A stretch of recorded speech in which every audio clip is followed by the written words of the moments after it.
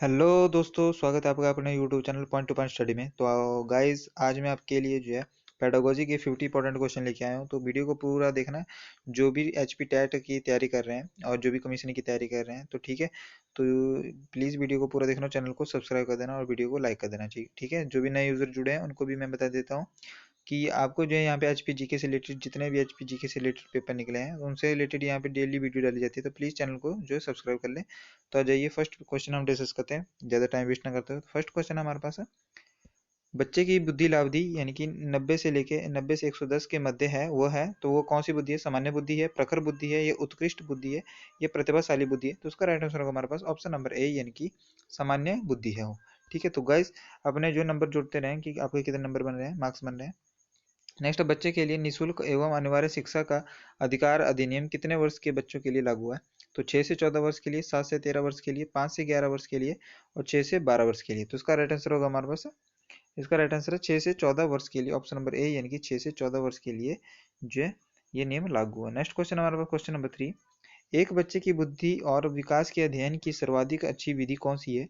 तो मनोविश्लेषण विधि, तुलनात्मक विधि या विकासीय विधि या सांख्यिकी विधि। तो गाइस, क्या होगा इसका आंसर? तो जिसने भी इसका आंसर जो है विकासीय विधि लगाया है उसका आंसर बिल्कुल सही है। तो ऑप्शन नंबर सी, यानी कि इसका राइट आंसर होगा। तो नेक्स्ट क्वेश्चन हमारे पास, क्वेश्चन नंबर 4, गार्डनर ने 7 बुद्धि का अभिमान निर्धारित किया, इनमें से कौन सा नहीं है? तो स्थान संबंधी बुद्धि या भावात्मक बुद्धि या अंतर्व्यक्तित्व बुद्धि या भाषात्मक बुद्धि। तो इसका राइट आंसर होगा हमारे पास, इसका राइट आंसर है, तो इसका राइट आंसर हमारे पास ऑप्शन नंबर बी, यानी कि भावात्मक बुद्धि इसका राइट आंसर होगा। क्वेश्चन नंबर 5 है हमारे पास, यदि एक बच्चे की मानसिक आयु 5 वर्ष तथा वास्तविक आयु 4 वर्ष है तो उस बच्चे की बुद्धि लावधि होगी। तो क्या होगा? 125 आंसर होगा या 80 होगा, 120 होगा या 100 होगा? तो इसका राइट आंसर होगा हमारे पास 125, ऑप्शन नंबर ए, यानी कि 125। नेक्स्ट क्वेश्चन हमारे पास, मनोविज्ञान शिक्षा का आधारभूत विज्ञान है, यह किसने कहा था? तो वी एन झा ने कहा था, स्किनर ने कहा था, डेविस ने कहा था या वुडवर्थ ने कहा था? तो उसका राइट आंसर होगा ऑप्शन नंबर बी, यानी कि यह स्किनर ने कहा था। नेक्स्ट क्वेश्चन हमारा क्वेश्चन नंबर 7, हिंदी अक्षरों को बालक किस आयु में पहचानने लगते हैं? तो 3 वर्ष में, 4 वर्ष में, 5 वर्ष में या 6 वर्ष में? तो इसका राइट आंसर होगा हमारे पास 5 वर्ष में। ठीक है, ऑप्शन नंबर सी, यानी कि 5 वर्ष इसका राइट आंसर होगा। नेक्स्ट हमारा क्वेश्चन नंबर 8, एलिकीय है यह, तो ऑप्शन नंबर ए पढ़ने की अक्षमता, ऑप्शन नंबर बी लिखने की अक्षमता, ऑप्शन नंबर सी सीखने की अक्षमता या ऑप्शन नंबर डी सुनने की अक्षमता। तो इसका right answer option number A, यानी कि पढ़ने की अक्षमता। तो एल्केमिया क्या, सॉरी एलिकेलिया, एलिकीय क्या है? तो पढ़ने की अक्षमता। तो नेक्स्ट हमारे पास, पियाजे की औपचारिक सक्रियात्मक अवस्था किस आयु अवधि तक मानी जाती है? तो 0 से 2 वर्ष, 2 से 7 वर्ष, 7 से 11 वर्ष या 11 से 15 वर्ष। तो उसका राइट आंसर होगा हमारे पास 11 से 15 वर्ष, ऑप्शन नंबर डी, यानी कि 11 से 15 वर्ष इसका राइट आंसर होगा। तो क्वेश्चन नंबर 10 है हमारे पास, गर्भ में बालक को विकसित होने में कितने दिन लगते हैं? तो 150 दिन, 280 दिन या 390 या 460? तो उसका राइट आंसर होगा हमारे पास 280 दिन, इसका right answer option number B, यानी कि। तो नेक्स्ट क्वेश्चन देख लेते हैं, क्वेश्चन नंबर 11 है, किस मनोवैज्ञानिक ने अपने 3 वर्षीय पुत्र का अध्ययन किया था? तो पेस्टोलॉजी, वाटसन या स्टेनले हॉल ने या जेम्स सली ने? तो उसका राइट आंसर होगा हमारे पास, इसका राइट आंसर क्या होगा? पेस्टोलॉजी, ऑप्शन नंबर ए, यानी कि पेस्टोलॉजी ने किया था। नेक्स्ट हमारे पास क्वेश्चन नंबर 12 है, बालक का विकास होता है तो सिर से पैरों की ओर, पैर से सिर की ओर या दोनों से ओर या इनमें से कोई नहीं? तो उसका राइट आंसर होगा सिर से पैरों की ओर जो बालक का विकास होता है। क्वेश्चन नंबर 13 है हमारे पास, विकास के संबंध में गलत कथन है तो विशिष्ट से सामान्य की ओर सार्वभौमिक प्रक्रिया है, दिशा से सिर से पैर की ओर या वर्तुलाकार गति। तो उसका राइट आंसर होगा, विकास का संबंध में गलत कथन है तो विशिष्ट से सामान्य की ओर, यानी कि ऑप्शन नंबर ए ठीक, इसमें गलत कथन है। नेक्स्ट हमारे पास क्वेश्चन नंबर 14, गर्भधान काल की अवस्था नहीं है तो शस्यावस्था, डिंब या बीजाकरण या भ्रूणावस्था? तो ऑप्शन नंबर ए, यानी कि शस्यावस्था इसका राइट आंसर होगा। क्वेश्चन नंबर 15 हमारे पास, मानव जीवन की मनोभौतिक एकता कहलाती है मन तथा शरीर का विकास, शरीर तथा हड्डियों का विकास, शरीर तथा हृदय का विकास, आत्मा तथा मांसपेशियों का विकास? तो उसका राइट आंसर होगा मन तथा शरीर का विकास, ऑप्शन नंबर ए, यानी कि मन तथा शरीर का विकास जो है मनोभौतिक एकता कहलाती है। नेक्स्ट हमारे पास क्वेश्चन नंबर 16, गर्भ में सर्वप्रथम निर्माण होता है तो पैर का, सिर का, घड़ का या सभी का? तो इसका राइट आंसर होगा सिर का निर्माण होता है। गर्भ में सर्वप्रथम किसका निर्माण होता है? सिर का निर्माण होता है। नेक्स्ट क्वेश्चन नंबर 17, जन्म के समय शिशु में कितनी हड्डियां होती हैं? तो 206, 230, 270 या 320। तो इसका राइट आंसर होगा जन्म के समय शिशु में कितनी हड्डियां होती हैं? तो 270 इसका राइट आंसर होगा। ठीक है, नेक्स्ट क्वेश्चन हमारे पास, बालक अपनी माँ को पहचानना प्रारंभ कर देता है 6 माह में, 8 माह में, 9 माह में या 3 माह में। तो उसका राइट आंसर क्या होगा क्वेश्चन नंबर 18 का? 3 माह में जो है ये पहचानना स्टार्ट कर देता है। नेक्स्ट क्वेश्चन है हमारे पास क्वेश्चन नंबर 19, बालक के जन्म के समय शिशु के मस्तिष्क का भार होता है 300 ग्राम, 350 ग्राम, 400 ग्राम या 450 ग्राम। तो क्वेश्चन नंबर 19 का राइट आंसर होगा 350 ग्राम। क्वेश्चन नंबर 20 हमारे पास, कल्पना जगत में विचरण होता है तो शैशवावस्था, किशोरावस्था, बाल्यावस्था, ये शैशवावस्था व किशोरावस्था। तो उसका राइट आंसर होगा ऑप्शन नंबर डी, यानी कि शैशवावस्था और किशोरावस्था। नेक्स्ट हमारे पास क्वेश्चन नंबर 21, बालक मुख्य रंगों की पहचान कर लेता है तो 5 वर्ष में, 2 वर्ष में, 3 वर्ष में या 4 वर्ष में। तो ऑप्शन नंबर ए, यानी कि 5 वर्षों में बालक जो मुख्य रंगों की पहचान कर लेता है। क्वेश्चन नंबर 22 हमारे पास, छोटे छोटे वाक्यों को बोलना तथा 3 पहियों की साइकिल चलाना यह कार्य किस अवस्था में होता है? तो शैशवावस्था में, बाल्यावस्था में, किशोरावस्था में या प्रौढ़ावस्था में। तो उसका right answer option number A, यानी कि शैशवावस्था में होता है ये। क्वेश्चन नंबर 23 हमारे पास, निम्न में से किसकी घटना की ओर बालक सर्वप्रथम आकर्षित होना प्रारंभ करता है? प्रकाश, मां, ध्वनि या भोजन। तो उसका राइट आंसर होगा हमारे पास प्रकाश की ओर जो है आकर्षित होना प्रारंभ करता है। ठीक है, नेक्स्ट क्वेश्चन हमारे पास, बालक की जिज्ञासा को किया जाना चाहिए दमन, शांत, उत्तेजित या सक्रिय। तो बालक की जिज्ञासा को जो है शांत किया जाना चाहिए, ऑप्शन नंबर बी इसका राइट आंसर होगा। नेक्स्ट हमारे पास, भारत का में बाल विकास की शुरुआत कब हुई? तो 1930 में, 1887 ईस्वी में, 1879 में या 1590 में। तो 1930 इसका राइट आंसर होगा। क्वेश्चन नंबर 26 है हमारे पास, किशोर अवस्था में सामाजिक विकास पर जिसका प्रभाव नहीं पड़ता है वह निम्न में से कौन सी है? तो रुचिर्य है या आवश्यकताएं हैं या असुरक्षा है या अभिवृत्ति है। तो उसका राइट आंसर होगा असुरक्षा, ऑप्शन नंबर सी इसका राइट आंसर होगा। रुचियां या आवश्यकताएं या असुरक्षा या अभिवृत्ति। तो ऑप्शन नंबर सी असुरक्षा इसका राइट आंसर होगा। नेक्स्ट क्वेश्चन देख लेते हैं हम। क्वेश्चन नंबर 27 है, किशोर अवस्था में चरित्र निर्माण में जो अवस्था संबंधित है वो निम्न में से है? तो परंपराओं को धारण करने की अवस्था, आधारहीन आत्म चेतनावस्था, आधारयुक्त आत्म चेतनावस्था या स्व केंद्रित अवस्था। तो 27 का राइट आंसर होगा आधारहीन आत्म चेतनावस्था इसका राइट आंसर होगा।